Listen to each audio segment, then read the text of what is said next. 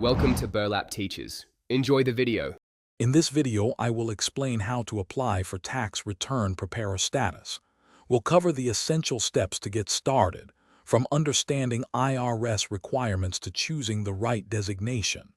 This comprehensive guide will help you navigate the entire process smoothly and confidently. We'll ensure you understand each phase, preparing you for success. Let's dive into the details.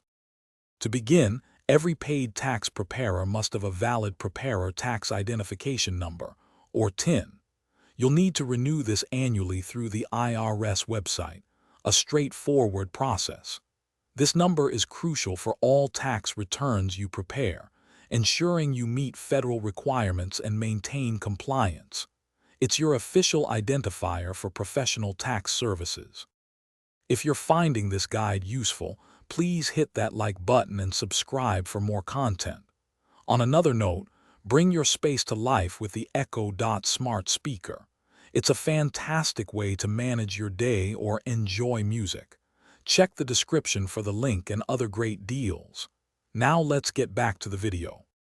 Beyond the TIN, consider advanced designations such as an enrolled agent or certified public accountant.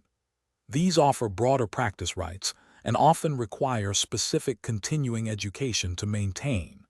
Staying current with tax law changes through ongoing education is vital for all preparers, regardless of their chosen designation. This ensures you provide accurate and up-to-date advice. Thanks for watching. Consider subscribing if this video helped you.